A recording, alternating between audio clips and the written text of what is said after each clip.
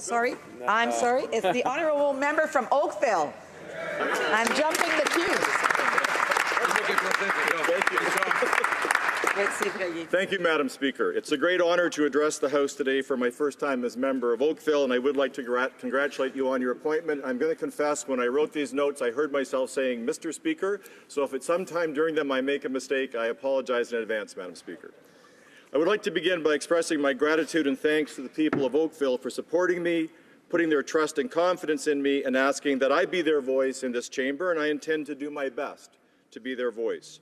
I also would like to express my thanks and gratitude to the amazing team of volunteers who worked tirelessly with me over the past year to ensure that the people of Oakville understood the opportunity to bring real change to Canada lay in part in their hands. Finally, to my family, my grandparents who have passed on, my parents who I know are listening carefully at home, my wife Joanna, and my children Rachel, Alex, and William, I would like to express my deepest appreciation for their support and encouragement, not just in this endeavour, but in all aspects of my life. And I'm very pleased that my wife Joanna has joined me in Ottawa today.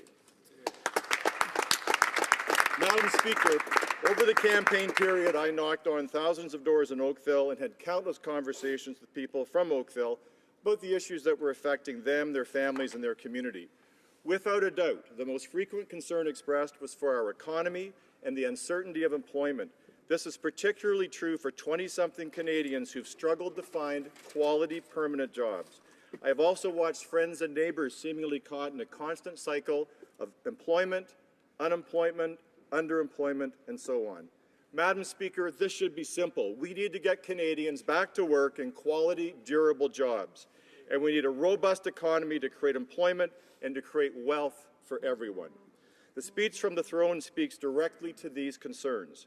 To grow the economy and create jobs, our government will deliver a tax cut for the middle class, help those who are struggling financially with young families with the Canada Child Benefit, and introduce significant new infrastructure investments in public transit, green infrastructure, and social infrastructure. Our government will act to create new jobs for young Canadians and make post-secondary education more affordable for those from low and middle income families. A second area of concern raised by Oakvillians was access to health services.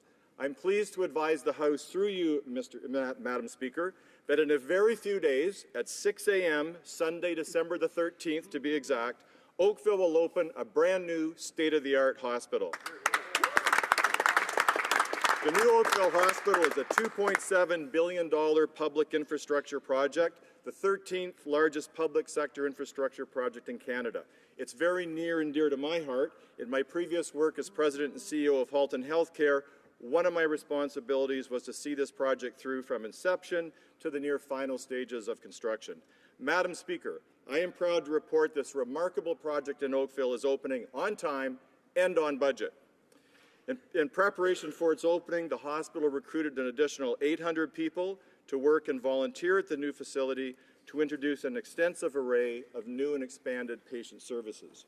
Today, under the leadership of the Board of Directors and a new President and CEO, Denise Hardin, an incredibly talented group of people are working hard to ensure that on opening day, the community experiences a seamless transfer of care from the old hospital to this incredible new facility.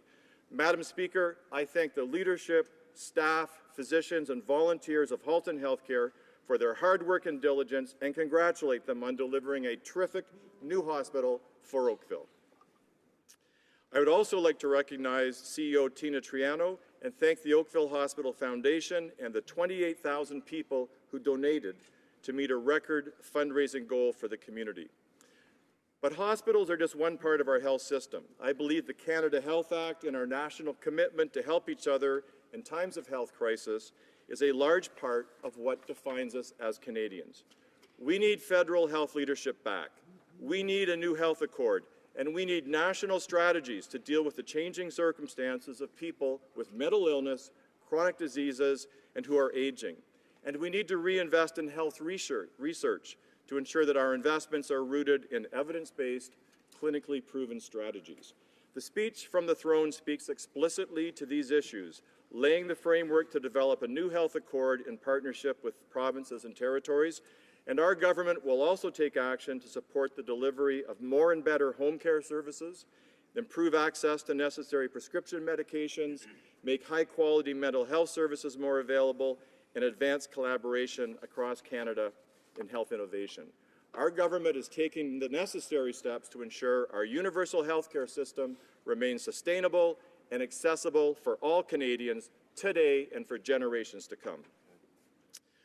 While I was knocking on doors in Oakville, I met many people who were employed at the Ford assembly plant. Madam Speaker, my riding of Oakville is home to Ford of Canada's corporate offices, Ford's globally competitive assembly plant, which creates Ford Edge, Ford Flex, and Lincoln MKX models, and Unifor Local 707, one of the largest Unifor locals in Canada. Oakville is also home, as are many communities in the Great Lakes Basin, to auto parts manufacturers. Did you know, Madam Speaker, that the majority of automotive units produced in Oakville are exported?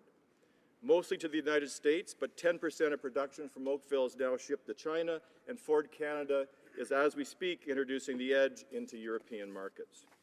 The success of the automotive industry in Canada is vital to our economy, from iron ore extraction and refining, to steel production, to tool and die businesses, stamping and molding concerns, assembly plants, supply chain components, and so on.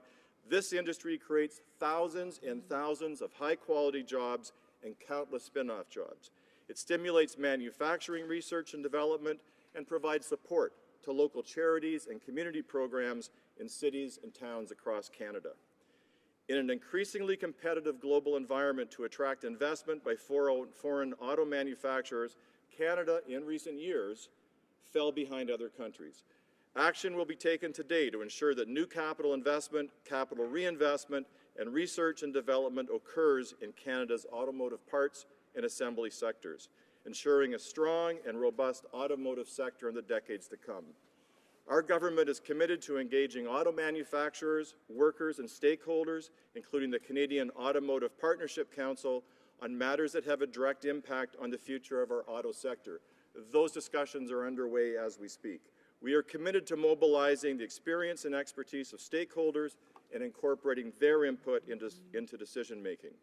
The government also knows the Canadian auto industry needs qualified workers, improved infrastructure, and a positive climate for investment, and these are areas in which our federal government can and will play a positive and meaningful role. As member from Oakville, I am personally committed to working in this House to help ensure the long-term viability of the Canadian automotive sector. Madam Speaker, I could share much more with you and my fellow members about my wonderful community of Oakville and its accomplishments as it strives to be the most livable town in Canada.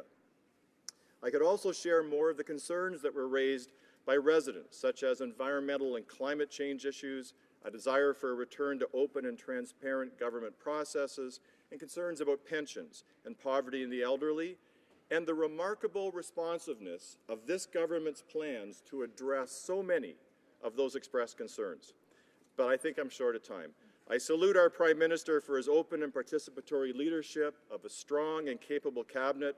Once again, I thank the people of Oakville for the honor of representing them in this House, and I extend my congratulations to all members of the House for their election or re-election to Parliament.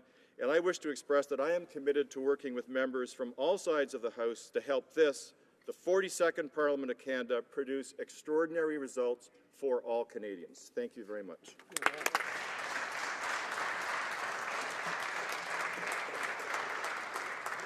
Questions and comments? Questions et commentaires. The honourable member from Oshawa.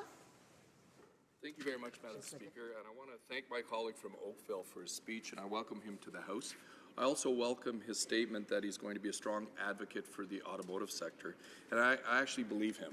I believe he's very sincere on that, Madam Speaker, but we just had a speech from the throne, and his leader decided to ignore the auto sector 100%. He didn't mention all kinds of sectors, but the auto sector, the manufacturing sector.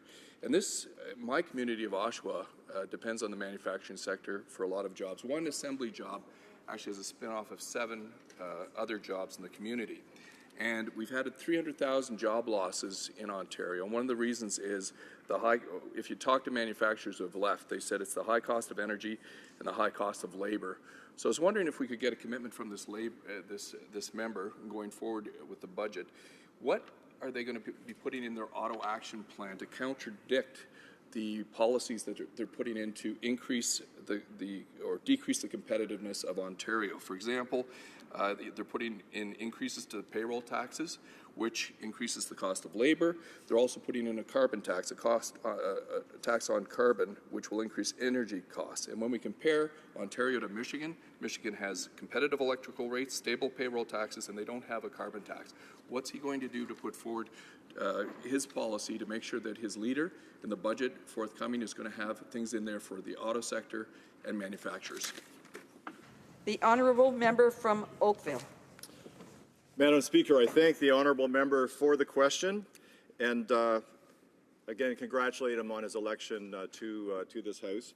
So as I said, I believe that this government, and I'm very proud to be part of the Liberal government, is actively in dialogue and discussion with auto sector, different parts. The Minister of International Trade spoke to that today during question period.